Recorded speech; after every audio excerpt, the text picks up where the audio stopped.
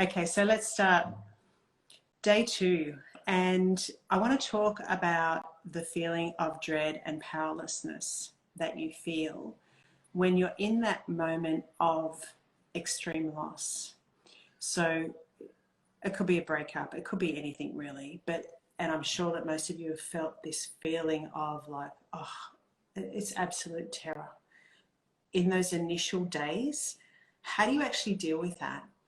And when I was thinking about this, because I thought I really wanted to move through my breakup and share with you what went on for me and how I took back my power sort of in a linear fashion. And I went back and remembered what it was like for me, because I left a relationship with my first husband, and I left it really quickly actually. It was almost like one day I woke up and just went, what am I doing here? And I need to leave. This is not where I belong. And essentially it was almost 2 weeks.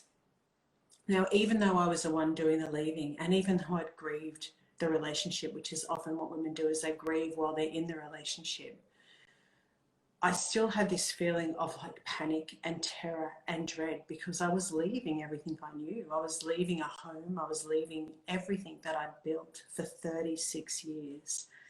And that feeling of dread would come up in me.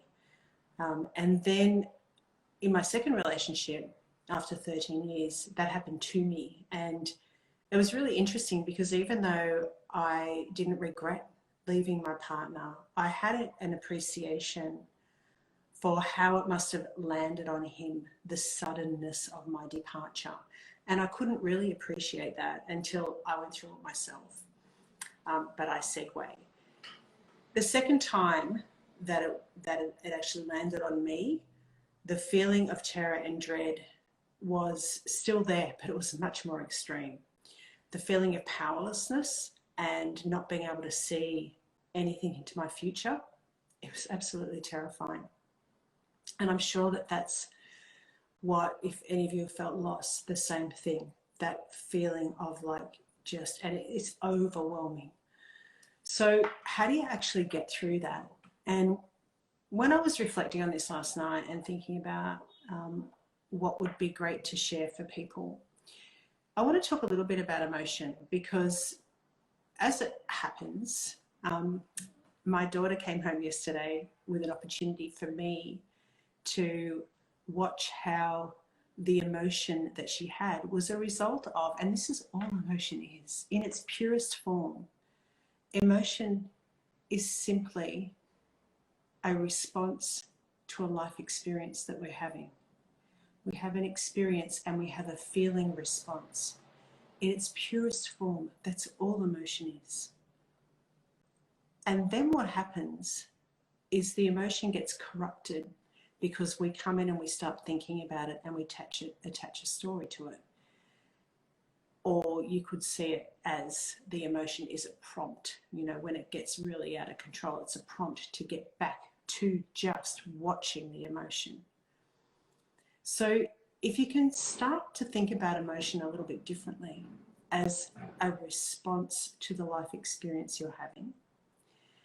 And there was a few things that I did when I started to actually feel so powerless.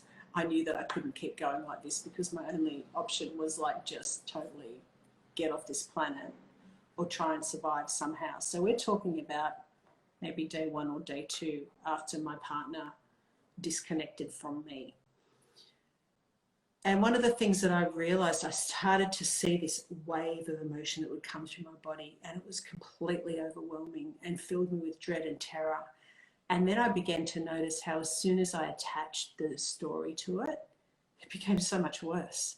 It was like my story of, how could he do that to me? How could they do that to me? That is so unkind. That is so disrespectful. And the mind will do that, because we're trying to understand, we're trying to sort things out. And in a way, maybe we're trying to get rid of the feeling. I'm not sure. There's something in us that maybe thinks that we're going to ease the pain, but actually that increases the pain. So that feeling that you have, and really you can apply this anywhere in your life, the feeling of dread or terror, if it arises, when it arises, because that's life, right? It's probably going to come up somewhere, somehow. Just practice sitting back and going, oh, that's okay. This is an emotional response to the life experience I'm having. And then you'll have a thought that comes in and tries to put it into a box, tries to make sense of it. But if you can just try and still those thoughts as much as possible in the interim, it's very, very helpful. And if I can also suggest that your emotion, if you think about, we have an experience and we have a response to that experience, which is like a movement, right? It's like a movement. So wouldn't it make sense to you that if you kept moving, that the response wouldn't be quite as painful? And so when you're in those moments, move. Like, just move. Get out of the spot you're sitting in and move. Walk, yoga, whatever it is you want to do. And it's interesting because I had this opportunity yesterday with my daughter when she came home and she had all this emotion, and I'm just like, you got to move this. This is what's happening. And we did a little bit of yoga and it really helped. But her initial reaction was not to do that. She wanted to just get into bed and roll up in a ball and cry. And hey, I know that place. And there's nothing wrong with that. Like, if you feel that that's what you got to do, go do it. But there's going to be a point where you're like, okay, I need to find option 2 to deal with what I'm feeling. So one of the things you can do is move. And then there was another thing, because there's not much you can do. When you're in that convalescent period, when it's so intense, your job, really, in those feelings of terror and dread, your job is simply to be with the feeling and allow it to move through you. And sometimes there's a few days where you just need to allow that to happen, because your body is having a response to the experience that you're having. That is a normal part of human behavior. That is the way we work as experiential beings. It's very normal. What we need to learn, I think, as a species is how to actually have that experience without resisting it or shutting it down. So moving, just seeing it for what it is. It's the energy of emotion having a movement through your body. And if your thoughts get too much, and I'm going to talk about obsessive thinking because that really needs to be addressed.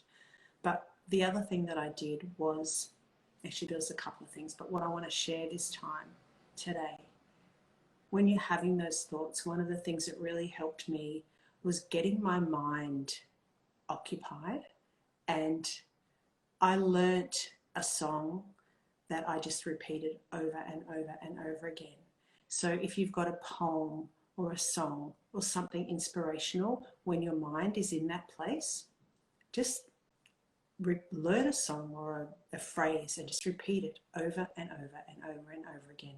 That gives your mind something to do, and it stops it attaching thoughts and stories to the emotional experience that you're having. Because then you can experience the purity of the emotion, which is there for a reason. It's there to allow you to move through the moment that you're having so that you can move into the next moment. And that's what this is all about. This is all about moving from a moment and experience that no longer serves you.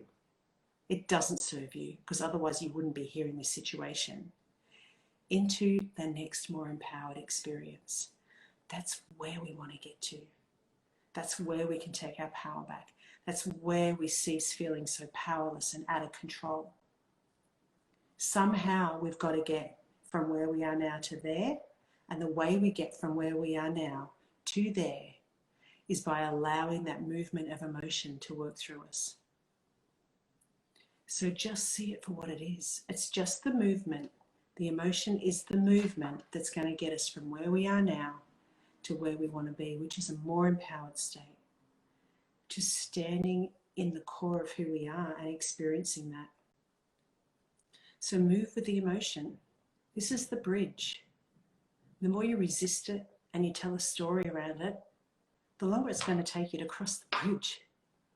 And I can actually speak from experience, because in my last relationship, the intense feeling, this powerlessness, this dread, this terror, it lasted 3 days, and I was able to shift it from doing all these little things I'm going to share with you over the next couple of days.